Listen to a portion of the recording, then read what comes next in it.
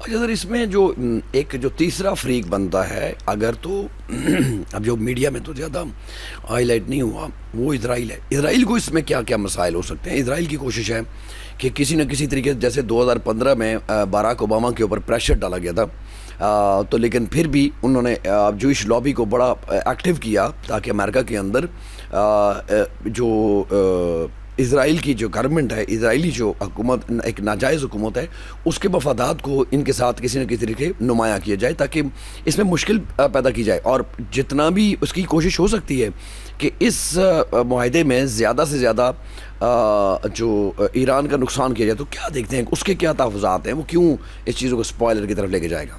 دیکھیے، بات یہ ہے اپنا عمر کہ جو اسرائیل ہے اس کی امریکہ کے اندر بہت پاورفل انروڈ ہے، رائٹ.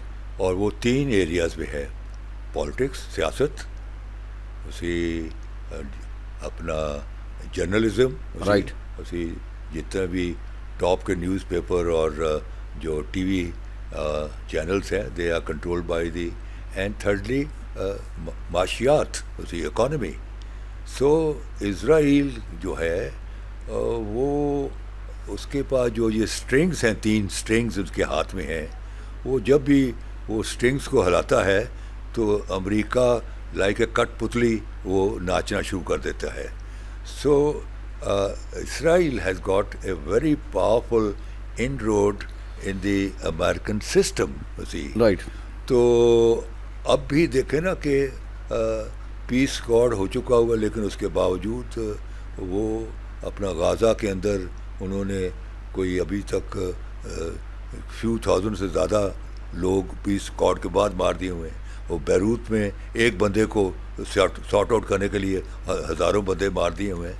سو جو اسرائیل کا جو پالیسی ہے وہ ہے گریٹر اسرائیل. تو گریٹر اسرائیل اگر یہ صلح ہو جاتی ہے اور everything come to a grinding halt, اور Iran as a powerful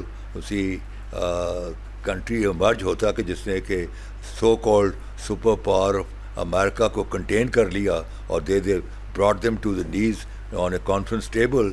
right. تو اس کے بعد اسرائیل کی پوزیشن خطے میں بڑی کمزور ہو جائے گی.